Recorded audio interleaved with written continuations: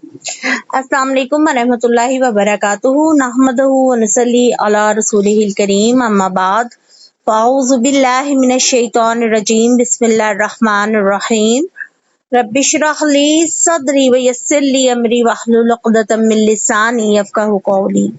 वजअल ली वज़ीरम मिन अहली अल्लाहुम्मा फ़क़्हिना फ़िद्दीन रब्बना ज़िदना इल्मा अल्लाहुम्मा इन्ना नसअलुका इल्मन नाफ़िअ रिज़्क़न तय्यबा व अमलन मुतक़ब्बला रब्बी यस्सिर वला तुअस्सिर व तम्मिम बिल खैर अल्लाहुम्मा इन्ना नसअलुकल आफ़ियत वल मुआफ़ा फ़िद दुनिया वल आखिरह आमीन सुम्मा आमीन। प्यारे अहलुल कुरान, आज हमारा लेसन जो स्टार्ट होगा वो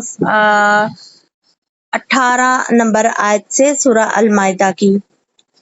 अल्लाह ताला फरमाते हैं वक़ालतिल यहूदु वन नसारा नहनु अब्नाउल्लाहि व अहिब्बाउहु। अच्छा, यहाँ पर अल्लाह ताला फरमाते हैं और यहूद और नसारा ने कहा हम अल्लाह के बेटे और उसके प्यारे हैं। कह दे फिर वो तुम्हें तुम्हारे गुनाहों की वजह से सजा क्यों देता है, बल्कि तुम उस मखलूक में से एक बशर हो जो उसने पैदा की। वो जिसे चाहता है बख्शता है और जिसे चाहता है सजा देता है, और अल्लाह ही के लिए आसमान और जमीन की बादशाही है और उसकी भी जो उन दोनों के दरमियान है और उसी की तरफ लौट कर जाना है। अच्छा, इस आयत में देखें, यहूद और नसारा जो थे वो एक और यानी गुमराही में थे ना, कि हम तो अल्लाह के बेटे और महबूब है। बाइबल में आज तक यानी इनके इसी किस्म के हवाले जो है ना मौजूद है। अगर मैं उसका हवाला दूं आपको कि देखें, बाइबल में इन्होंने लिखा हुआ है खुदावंद ने यूं फरमाया कि इसराइल मेरा बेटा है, ठीक। और इन्होंने एक और है कि तुम खुदावंद अपने खुदा के फर्जंद हो, यानी हजरत ईसा को मुखातिब करके, नौजुबिल्ला। और मसीह अलैहिस्सलाम के बारे में ना ईसाइयों ने लिखा हुआ है, बाइबल की मैं ये बातें बता रही हूँ कि मैं अपने और तुम्हारे बाप के पास जाता हूँ। अल्लाह माफ करे, अल्लाह हमें माफ करे। और अल्लाह ताला यहाँ पर इनके इस अकायद का रद्द कर रहा है।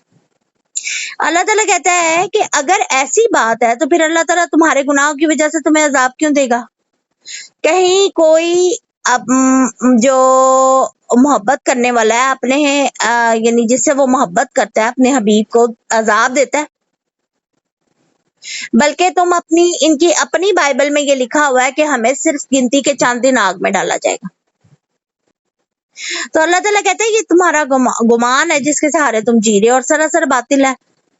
तुम तो इंसान हो और अल्लाह का तुमसे ताल्लुक वही है जो खालिक का मखलूक से और मालिक का गुलाम से होता है, और वो जिसे चाहता है बख्श देता है और जिसे चाहता है अजाब दे देता है।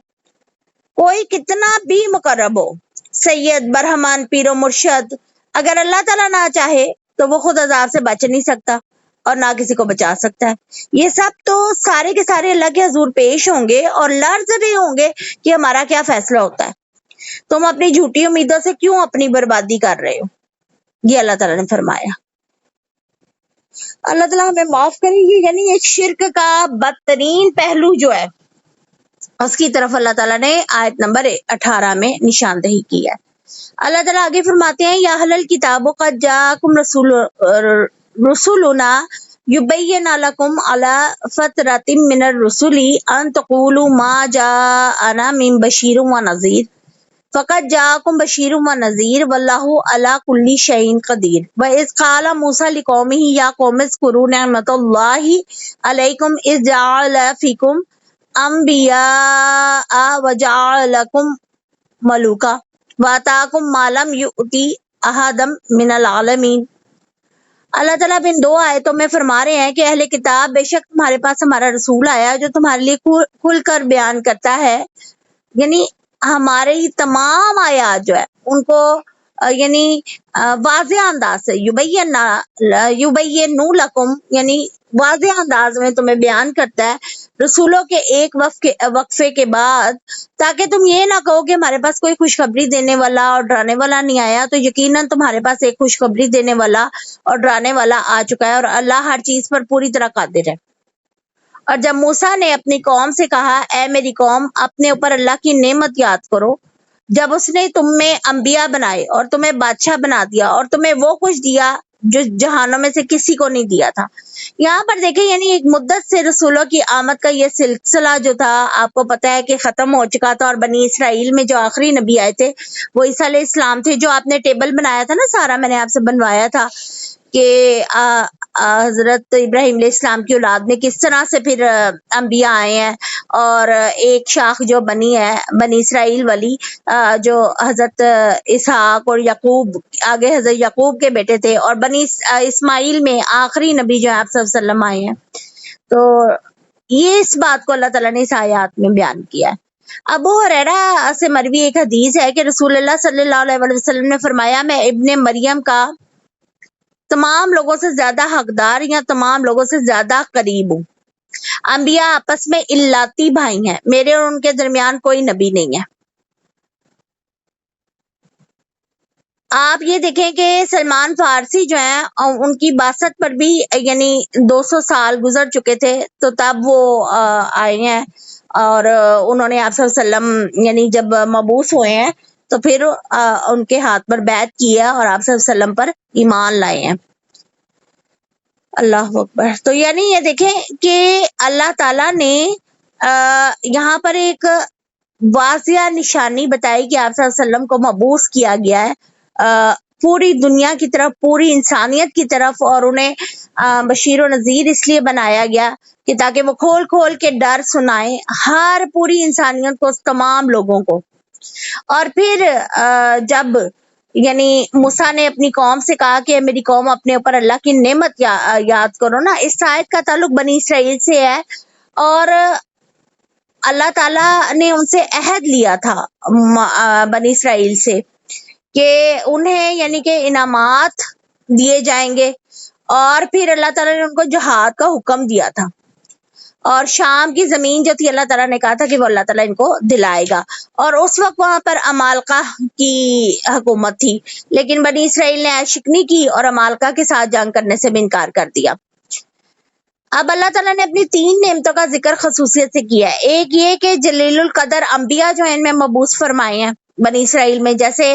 اسحاق ہیں، یعقوب اور یوسف علیہ السلام، موسیٰ علیہ السلام ہیں. اور دوسرا یہ کہ ان سب بنی اسرائیل یعنی ان سب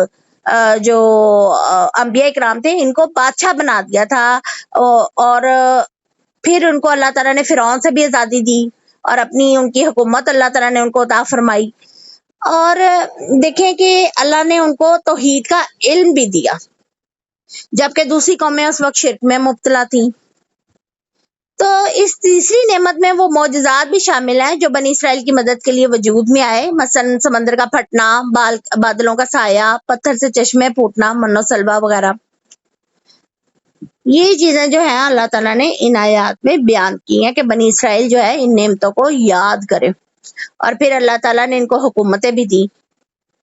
اس کے بعد اگلی آیت میں اللہ تعالیٰ فرماتے ہیں کہ یا قوم ادخلوا ارض المقدسہ، کہ اے میری قوم اس مقدس زمین میں داخل ہو جاؤ، اللہ نے تمہارے لیے لکھ دیا، اور اپنی پیٹھوں پر نہ پھر جاؤ ورنہ خسارہ اٹھانے والے ہو کر لوٹو گے. اب یہاں پر جو ہے یہاں سے مراد فلسطین ہے، کنعان اسی کے ایک علاقے کا نام ہے، کیونکہ یہیں سے بنی اسرائیل جو تھے وہ مصر گئے تھے، اور یہی ان کی آبائی میراث تھی جو اللہ تعالیٰ نے ان کے لیے لکھ دی تھی. تورات میں بھی اس وعدے کی تمام یعنی صراحتیں موجود ہیں. اور پھر اللہ تعالیٰ نے یعنی ان کو وہاں پر جب ان کی نسل دوسری اللہ نے چینج کی، یا بڑی تفصیل سے پڑھ چکے ہیں سورہ بقرہ میں، پھر ان کو اللہ تعالیٰ نے فتح بھی دی تھی. اور جب یعنی کہ بنی اسرائیل سے یہ خطاب بھی جو کیا ہے نا حضرت موسیٰ علیہ السلام نے کہ بھی تم لوگ کو فتح مل گئی اور قبضہ کر لو، اللہ تعالیٰ نے یعنی تم لوگ کے ساتھ وعدہ کیا تھا جس سرزمین کا،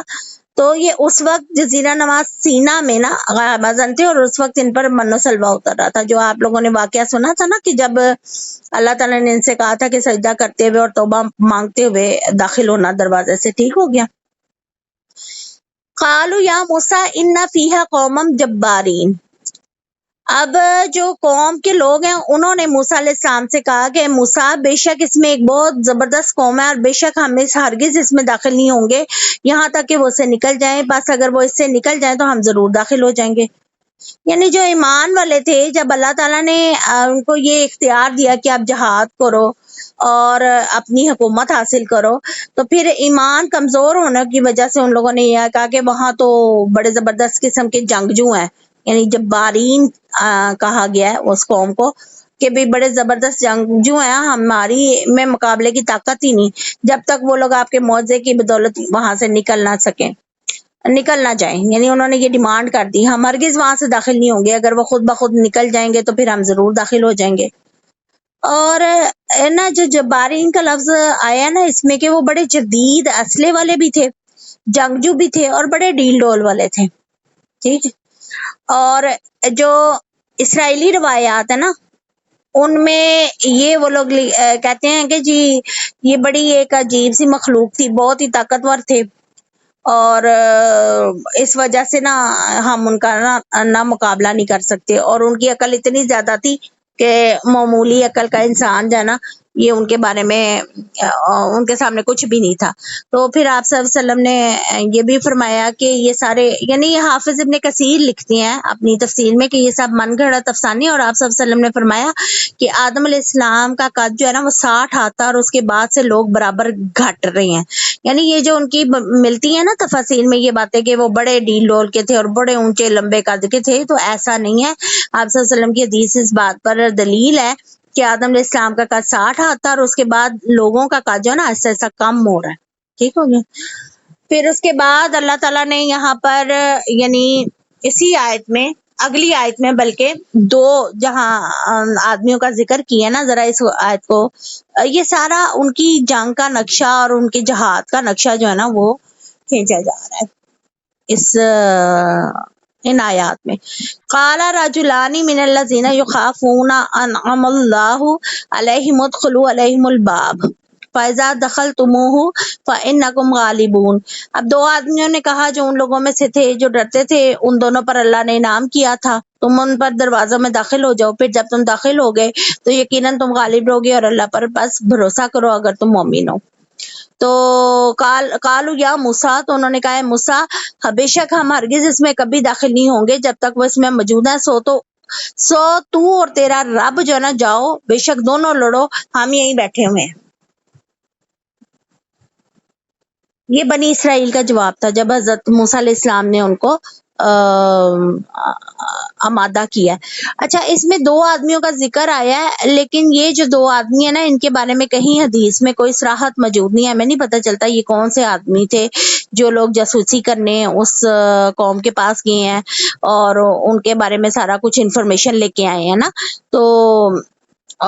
ان دو آدمیوں کے سے ریلیٹڈ ہمیں کوئی بھی قرآن و سنت میں ایسی حدیث نہیں ملتی کہ یہ وہ کون دو آدمی تھے، دو لوگ تھے، ٹھیک ہے۔ تو ان جو انفارمیشن لے کے آئے ہیں انہوں نے آگے آ کے یہ بات کی ہے کہ آپ نا ان یعنی دروازے وغیرہ انہوں نے بتائے ہیں کہ ان دروازوں سے داخل ہو جاؤ، اور ان پر یعنی حملہ جو ہے نا وہ زیادہ کارگر ہوگا، اور اللہ تعالیٰ جو ہے اپنے وعدے اور بشارت کے مطابق جو ہے نا تمہیں وہاں پر فتح دے دیجیے گا اور دشمن بھاگ جائے گا۔ لیکن انہوں نے نا جواب میں جو پوری قوم تھی نا انہوں نے بڑا گستاخانہ سا جملہ کہا کہ جاؤ تو اور تیرا رب لڑو، ہم تو یہیں بیٹھے ہیں۔ تو اس کے دیکھیں اس کے برعکس بدر کے موقع پر جنگ کے اچانک سامنے آ جانے کے باوجود صحابہ رسول جو تھے نا انہوں نے بڑی ثابت قدمی کا مظاہرہ کیا تھا۔ آپ کو مجھے پتا ہے نا کہ قافلے کے جب ہم نے سورہ آل عمران پڑھی ہے کہ وہ قافلے کی حفاظت کے لیے جو تھے وہ نکلے تھے 313 مجاہد، لیکن آپ صلی اللہ علیہ وسلم کو اللہ کی طرف سے وہی آ گئی جنگ کی، تو پھر جنگ کی صحابہ اکرام نے۔ لیکن یہاں بنی اسرائیل نے کیا کہا اپنے نبی سے کہ جا تو اور تیرا رب لڑو، ہم تو یہیں بیٹھے ہیں۔ تو مقداد بن اسود جو ہے نا انہوں نے ان سے ایک حدیث مروی ہے جو کہ عبداللہ بن مسعود بیان کرتے ہیں کہ بدر کے دن جو ہے نا مقداد بن اسود نے آپ صلی اللہ علیہ وسلم سے عرض کیا کہ اللہ کے رسول ہم آپ سے اس طرح نہیں کہیں گے کہ جس طرح بنی اسرائیل نے موسیٰ سے کہا تھا کہ جاؤ تم اور تمہارا رب لڑے، بلکہ ہم تو عرض کرتی ہیں آپ چلیں، ہم آپ کے ساتھ چلیں گے۔ اور یہ سن کر ایسا محسوس ہوا کہ جیسے آپ صلی اللہ علیہ وسلم کی پریشانی جو ہے نا وہ دور ہو گئی۔ یہ بخاری کی حدیث ہے، ٹھیک ہوگی۔ یہاں پہ کمپیریزن کیا جائے اگر بنی اسرائیل کا اور مسلمانوں کا کہ مسلمان کیسی قوم تھی، اور آج دیکھ لیں مسلمانوں میں بھی وہی چیزیں پائی جا رہی ہیں۔ پھر اس کے بعد اگلی آیت میں اللہ تعالیٰ فرماتے ہیں قال ربی انی لا املک الا نفسی، تو پھر حضرت موسیٰ علیہ السلام نے کہا اللہ میں اے میرے رب بے شک میں اپنی جان اور اپنے بھائی کے سوا کسی جان کا مالک نہیں ہے، سو تو ہمارے درمیان اور نام فرمانوں کے درمیان علیحدگی کر دے۔ تو پھر فرمایا پھر بے شک وہ ان پر 40 سال یعنی حرام کی ہوئی سرزمین پر سر مارتے پھریں گے، بس تو ان نافرمان لوگوں پر غم نہ کر۔ اور یعنی یہاں تک یہ قصہ ختم ہو جاتا ہے کہ اس پر موسیٰ علیہ السلام ایسے بد دل ہو گئے تھے کہ انہوں نے دعا کی تھی کہ اللہ تعالیٰ میرے اختیار میں صرف میری اور میرے بھائی کے سوا کچھ نہیں ہے، تو ہمیں ان لوگوں سے علیحدہ کر دے اور ایسا نہ ہو کہ تیرا عذاب آئے اور اس کے ساتھ ہم اس کی لپیٹ میں آ جائیں۔ معلوم ہوا کہ جب کوئی قوم سرکشی اور نافرمانی پر تل جائے نا تو بڑے بڑے جلیل القدر انبیاء اور مصلحین بھی وہاں کچھ نہیں کر پاتے، یعنی ان کے اوپر جب اثر نہیں ہونا، جب انہوں نے ہدایت جو ہے اس کو نہیں قبول کرنا، تو پھر ان کو نا اللہ تعالیٰ نے پھر اس عذاب میں اور بھٹکا دیا اور وہ زمین پر ان کو کوئی راستہ نہ ملا، اور یہ لوگ نا 40 سال تک بیابان میں بھٹکتے رہے، ٹھیک ہے۔ اور اس راہ کا نام جو ہے نا صحرائے طیہ پڑ گیا تھا، ٹھیک ہے، جس جگہ یہ لوگ تھے صحرائے طیہ۔ اور پھر یہیں پر پہلے ہارون علیہ السلام کا انتقال ہوا، پھر موسیٰ علیہ السلام بھی وفات پا گئے، بعد میں کسی وقت جو ہے وہ بنی اسرائیل جو ہے ارض مقدس میں داخل ہوئے، اور یعنی کہ یہ دیکھیں کہ بہت زیادہ یہاں پر وعید اس چیز کی بیان کی گئی ہے کہ اگر وقت جو ہے وہ جہاد کی کال دے، یعنی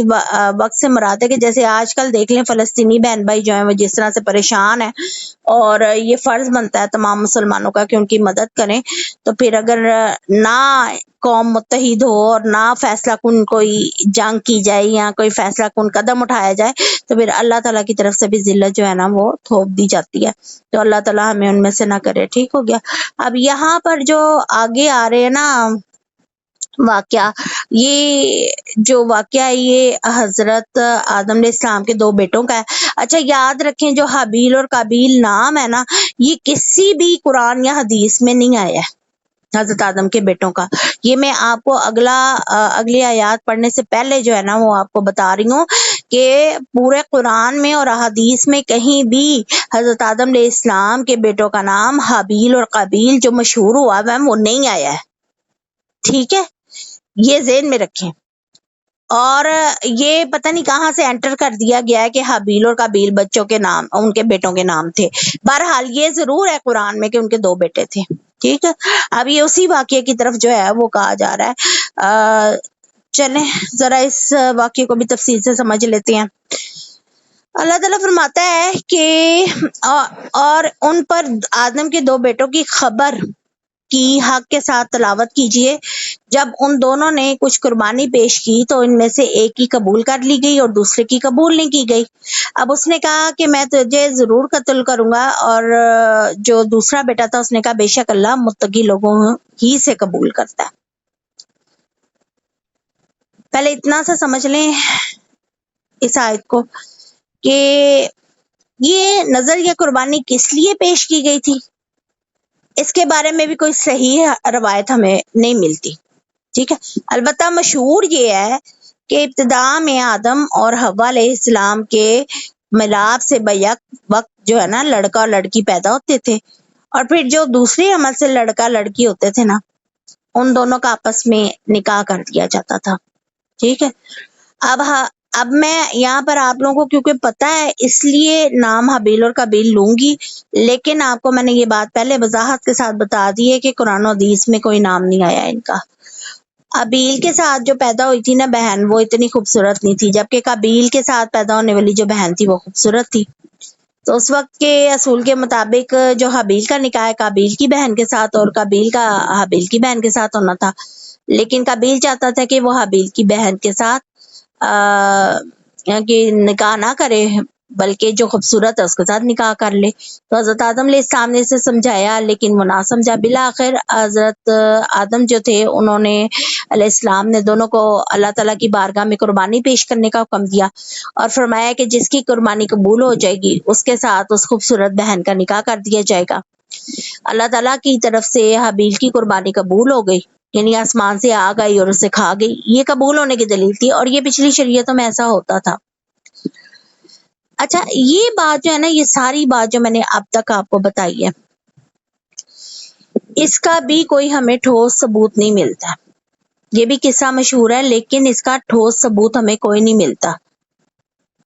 کہ ایسا مسئلہ ہوا تھا. ہاں، قرآن میں یہ ضرور آیا ہے کہ قربانی جو ہے نا وہ ایک کی قبول ہوگی اور دوسرے کی قبول نہیں ہوئی تھی. اچھا، اب اس کے بعد جو ہے اللہ تعالیٰ فرماتے ہیں اگلی آیت میں، لَئِن بَسَطتَ إِلَيَّ يَدَكَ لَتَقْتُلَنِي. اب اللہ تعالیٰ کہہ رہا ہے اگر تو اپنا ہاتھ میری طرف اس لیے بڑھایا کہ مجھے قتل کرے، اللہ تعالیٰ فرما رہے ہیں کہ اگر تو نے اپنا ہاتھ میرے لیے اس لیے بڑھایا کہ مجھے قتل کرے تو میں ہرگز اپنا ہاتھ تیری طرف بڑھانے والا نہیں کہ تجھے قتل کروں. بے شک میں اللہ سے ڈرتا ہوں جو سارے جہانوں کا رب ہے. اب اس میں جو بتایا جا رہا ہے کہ بھئی ناحق جو ہے قتل کرنا چاہا اس نے دوسرے بھائی نے جس کی شادی نہیں ہو رہی تھی. یہ جو بھی پیچھے بیک گراؤنڈ چلا، اللہ نے قربانی جو قبول کر لی اس کی وجہ سے جو حسد چلا آپس میں، تو پھر یہ کیا ہوا کہ انہوں نے اسی حسد کی بنیاد پر جو ہے وہ دوسرے بھائی کا اس نے قتل کرنا جو ہے وہ اس کو اللہ تعالیٰ نے یعنی بیان کیا ہے یہاں پر کہ اس نے قتل کیا. تو اب یہ دیکھیں کہ یہاں پر اس چیز کو اگر ہم دیکھیں کہ اللہ تعالیٰ نے یہ تمام واقعہ جو ہے فوراً بنی اسرائیل کے واقعے کے، یعنی بنی اسرائیل کا ذکر کرنے کے فوراً بعد جو ہے وہ اللہ تعالیٰ نے یہاں پر بیان کیا ہے. تو اللہ تعالیٰ نے فوراً یہاں پر بیان کیا نا، تو اس کی وجہ یہ ہے کہ جس طرح سے آپ صلی اللہ علیہ وسلم کی پیچھے میں نے آپ کو حدیث بتائی کہ تمام جو لوگ تھے وہ آپس میں الاتی نبی جتنے تھے وہ الاتی بھائی ہوتے ہیں، آپ صلی اللہ علیہ وسلم نے فرمایا. تو پھر یہاں پر یہ قصہ لانے کا مقصد یہ تھا کہ دیکھیں جس طرح یہود و نصارہ جو ہے انہوں نے مخالفت شروع کر لی اور سرکشی شروع کی آپ صلی اللہ علیہ وسلم کے خلاف اور یہ حسد کرنا شروع کر دیا، تو اللہ تعالیٰ نے یہ حوصلہ انہیں دیا ہے کہ آپ افسوس اور غم نہ کریں. اور اسی لیے اللہ تعالیٰ نے آدم کے یہ دو بیٹے جو ہیں ان کا قصہ بیان کیا ہے کہ ایک بھائی جو ہے دوسرے بھائی کو حسد کی بنیاد پر قتل کرنا چاہتا تھا، اور تسلی دینا یہاں پر مقصود ہے. اس واقعے کو بیان کرنا جو ہے نا وہ تسلی دی گئی ہے آپ صلی اللہ علیہ وسلم کو کہ ایسے آپس میں جہاں کہیں بھی شیطان کا وار ہو تو دو بھائیوں میں بھی جو ہے وہ اختلافات ہو سکتے ہیں. اچھا، یہاں پر آپ ایک چیز کو سمجھیں کہ آج کے دور میں بھی جب آپ کوئی بھی اسلام کی بات یا کوئی آپ قرآن کی بات کرتے ہیں، اللہ کی بات کرتے ہیں کہ اس کا امپلیمنٹ ہونا چاہیے، یقین مانے بہت زیادہ مخالفت کا سامنا کرنا پڑتا ہے. بعض اوقات ایسا بھی ہوتا ہے نا کہ بہن بھائیوں میں اختلاف اتنا بڑھ جاتا ہے، ایک بہن بھائی اگر حق کی بات کر رہا ہے تو دوسرا جو ہے وہ اور زیادہ کا مجمع جو ہے وہ اس طرف ہو جاتا ہے نہ حق بات کی طرف. شیطان کے یعنی نرغے میں وہ لوگ آ رہے ہیں. بڑے سنبھل کے میں یہ بات کرنا چاہ رہی ہوں کیونکہ یہ رشتے ایسے ہیں، رحم کے رشتے ہیں، ان کو ہمیں توڑنا بھی نہیں ہے، لیکن ایسی کنڈیشنز آتی ہیں تو وہاں پر اللہ تعالیٰ کہتا ہے کہ آپ حق کے لیے کھڑے ہو گے اور دل میں کوئی غم نہیں آپ نے لانا، آپ حق کے لیے کھڑے ہوں گے. عزیز ترین لوگ بھی جو ہیں آپ کے سامنے، شیطان ان کے ذریعے بھی آپ کے ایمان کو ڈگمگانے کی کوشش کر سکتا ہے، ٹھیک ہے نا. اور آپ یہ یاد رکھیں کہ جتنے بھی جس کے بھی حقوق ہیں سب سر آنکھوں پہ ہیں، لیکن اگر کوئی بھی ایک رشتہ آپ کو دین اسلام کے خلاف فیصلہ کرنے پر مجبور کرے، اللہ کے فیصلے کے خلاف جانے پر مجبور کرے، تو آپ اس کے ساتھ اس پوائنٹ پر کبھی متفق نہیں ہوں گے. وہ اختلاف اپنی جگہ رہے گا اور وہ اللہ کی خاطر ہوگا. باقی ان رشتوں کی عزت میں، ان کے ساتھ محبت میں، حسن سلوک میں آپ کوئی کمی نہیں آنے دیں گے، لیکن جو پوائنٹ آپ کا ہے وہ اس پوائنٹ پہ آپ کھڑے رہیں گے. ٹھیک ہو گیا؟ یہ بات جو ہے نا یہ اپنے ذہن میں رکھنی ہے، اور اللہ تعالیٰ نے اسی چیز کا یہاں پر ذکر جو ہے نا وہ کیا ہے. ٹھیک ہو گیا؟ اب اس کے بعد ایک اور بات ہے کہ آپ صلی اللہ علیہ وسلم فرمایا کہ جو شخص بھی ظلم سے قتل کیا جاتا ہے نا تو اس کے خون کا جو خون بہایا جاتا ہے ناحق، اس کا بوجھ آدم علیہ السلام کے پہلے بیٹے پر ہوتا ہے، کیونکہ وہ پہلا شخص تھا جس نے قتل کا کام شروع کیا. تو یہاں یاد رکھیں کہ اگر نیکی آپ کے ذریعے کوئی جاری ہو جاتی ہے نا تو اس کی بھی پیسیو انکم ہوتی ہے. اگر آپ حق کے لیے کھڑے ہو جاتے ہیں تو اس کی طرف سے بھی آپ کو جتنے لوگ نیکی پر چلیں گے آپ کے ذریعے ہدایت پائیں گے، ملٹیپل ہوتی جائیں گی نیکیاں. اسی طرح اگر گناہ پہ آپ کھڑے ہو گئے ہیں اور کوئی گناہ آپ نے کر دیا ہے تو اللہ معاف کرے، اگر آپ کی وجہ سے مزید لوگ گمراہ ہو گئے ہیں، گناہ کر رہے ہیں، تو پھر وہ بھی آپ کے کھاتے میں جائے گا. تو اس سے اللہ ہمیں بچائے، مجھے اور آپ دونوں، ہم لوگوں کو سب کو بچائے اللہ تعالیٰ کہ ہم کسی گناہ میں حصے دار بنے، بلکہ ہم لوگ جو ہیں وہ اللہ کی توفیق سے جو ہے وہ حق کے راستے کو چنیں، اس پر چلیں. بے شک اس میں تکلیفیں آتی ہیں، مصیبتیں آتی ہیں، اور اللہ نے کہا ہے کہ ہر دور میں آئیں گی، ہر چیز ہیپی ہیپی نہیں ہوگی، ہر چیز خوشی والی نہیں ہوگی کہ آپ خوشی سے کسی کے سامنے پلیٹ میں اسلام کا اصول رکھیں گے اور بڑے اچھے طریقے سے وضاحت کے ساتھ بیان کریں گے کہ اللہ یہ فرماتا ہے اس پر عمل کرو. تو کم ہی لوگ ہوں گے جو آپ کے ساتھ کھڑے ہوں گے، میجورٹی جو ہے وہ آپ کے مخالف ہی ہوگی. یہاں پر اس واقعے کو لانے کا یہ مقصد ہے. ٹھیک ہو گیا؟ تو آپ نے اس کانٹیکسٹ میں اس پورے واقعے کو جو ہے وہ سمجھنا ہے اور اس کو یعنی کہ اپنے ذہن نشین رکھنا ہے. اور یہ جو اللہ تعالیٰ نے یہاں بیان کیا فوراً بنی اسرائیل کا بیان کرنے کے ساتھ ہی تو اس کا آپس میں ربط یہ ہے کہ آپ صلی اللہ علیہ وسلم کو بھی اس میں یعنی حوصلہ اور تسلی دی جا رہی ہے. چلیں اس واقعے کا اگلا حصہ جو ہے وہ آگے پڑھتے ہیں. اگلی آیت میں اللہ تعالیٰ فرماتا ہے انی اريد ان تبو باسمی. اچھا، میں تو یہ چاہتا ہوں کہ میرا گناہ اور اپنا گناہ لے کر لوٹے، پھر تو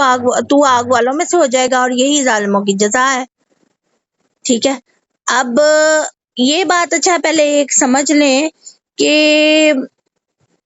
جو ہماری آپس میں اختلافات ہوتے ہیں نا اس میں بعض لوگ جو ہیں یعنی وہ بدلہ لینا جو ہے نا اس کو اچھا نہیں سمجھتے. تو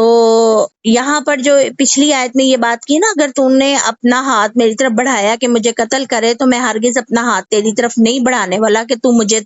تجھے قتل کروں، بے شک میں اللہ سے ڈرتا ہوں. تو اس کی ذرا یہ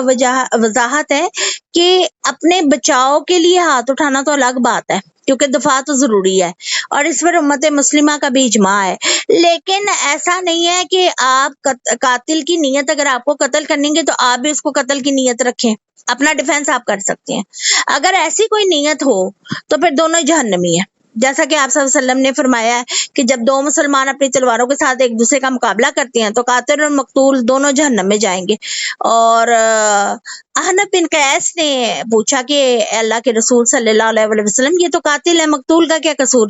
تو آپ صلی اللہ علیہ وسلم نے فرمایا اس لیے کہ وہ بھی اپنے قاتل کے قتل پر حریص تھا.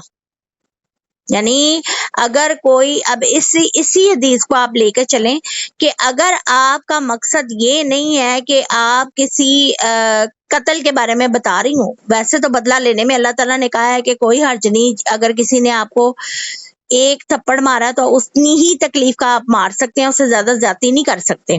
اور اگر بالکل بھی چھوڑ دیں گے تو اللہ کے ذمہ ڈال دیں گے، صبر کریں گے تو اللہ بہترین بدلہ لینے والا ہے. اب یہاں پر اللہ تعالیٰ کے نبی صلی اللہ علیہ وسلم نے وضاحت سے بتا دیا کہ اگر نیت دونوں کی ہو جائے گی قتل کی، کہ مقتول جو ہے وہ بھی یہ چاہتا ہوگا میں اس کو قتل کر دوں اور قاتل چاہتا ہو میں اس کو قتل کر دوں، تو پھر دونوں جہنمی ہے. لیکن اگر مقتول اپنے ڈیفenس میں کوئی کام کر رہا ہے تو اس پہ کوئی پھر وہ نہیں جائے گا جہنم میں. ٹھیک ہو گیا؟ یہاں پر نیت اتنی کاؤنٹ ہوتی ہے. प्यारी सिस्टर्स, मेरा ख्याल है कि आज इतना ही सबक जो है ना वो रखते हैं आयत नंबर 29 तक। इंशाल्लाह ताला अगली सिटिंग में आगे पढ़ेंगे, क्योंकि काफ़ी ज़्यादा चीज़ें ऐसी हैं जिनको आप अपनी ज़िंदगी में शामिल करें और कोशिश करें कि इसके मुताबिक ज़िंदगी गुजारें। आप सबसे मुझे एक क्वेश्चन पूछना है कि आप क्लास में सारे लेट क्यों आते हैं, जबकि टाइम जो है वो मेंशन कर दिया गया। 11:30 बजे क्लास शुरू होती है और आप लोग माशाल्लाह से 11:15 और यानी 11:15 बिल्कुल 11:30 क्लास शुरू हुई, कोई 11:15 आ रहा है, कोई 11:40 पे आ रहा है। मुझे तो ये समझ नहीं आ रही।